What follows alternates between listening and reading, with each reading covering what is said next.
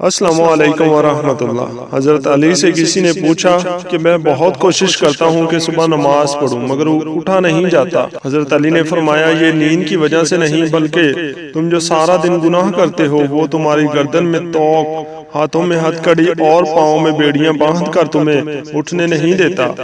حضرت علی کے پاس ایک شخص آتا ہے اور عرض کرتا ہے کہ مجھے رات کو ٹھیک سے نیند نہیں آتی، رات کو سو نہیں پاتا اور جب صبح اٹھتا ہوں تو پورے جسم میں درد رہتا ہے اور درد بڑھتا ہی رہتا ہے۔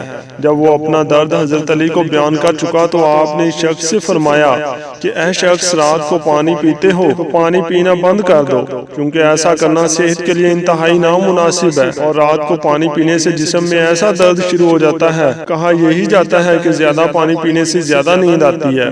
ابو سلیمان فرماتے ہیں کہ نماز باجماعت کا فوت ہونا کسی گناہ کا رد عمل ہے۔ رات کو احتلام ہونا بھی ایک سزا ہے جو رب العالمین سے دوری کا ذریعہ ہے۔ کم کھانا پینا اور معدہ کا خالی رکھنا تہجد کے لیے مددگار ثابت ہوگا۔ حضرت سوری فرماتے ہیں کہ ایک گناہ نے مجھے 5 سال تک تہجد سے محروم رکھا۔ پوچھا گیا وہ کون سا گناہ تھا؟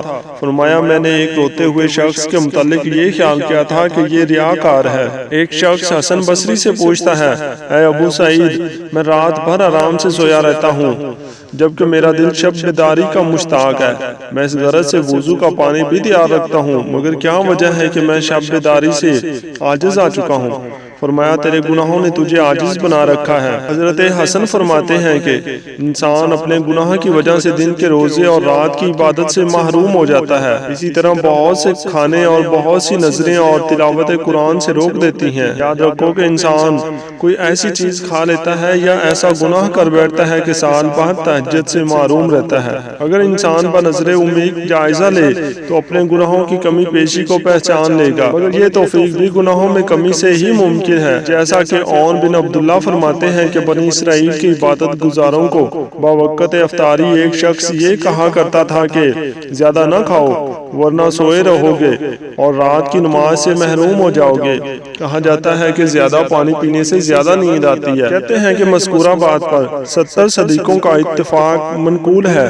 تہجد کے لیے معاون چیزیں یہ بھی ہیں کہ ہمیشہ آخرت کا خیال پیش نظر رہے، دل بیدار رہے، عالم ملکوت میں غور و فکر کیا جائے، دوپہر کو سو لیا جائے، دنیاوی مشاغل میں اپنے اعضاء زیادہ نہ تھکائیں۔ اگر چاہو تو رات کے پہلے حصے میں تہجد پڑھ لو، جب نیند غالب آنے لگے تو سو جاؤ، پھر جب بیدار ہو جاؤ تو تہجد کے لیے اٹھ جاؤ، پھر آنے لگے تو سو جاؤ، پھر جب بیدار ہو جاؤ تو تہجد کے لیے اٹھ جاؤ، پھر جب نیند غالب آنے لگے تو سستا لو، پھر رات کے آخری حصے میں عبادت کرو۔ اس طرح پوری رات میں 2 مرتبہ قیام اور 2 مرتبہ آرام کر لیں گے، البتہ مشقت اٹھانی پڑے گی جو بڑا کٹھن مرحلہ ہے۔ آخر میں اللہ رب العزت سے دعا ہے کہ اللہ تعالی ہمیں حضور پاک صلی اللہ علیہ وآلہ وسلم کے احسن و احسنہ پر عمل کرنے کی توفیق عطا فرمائے، آمین یا رب العالمین۔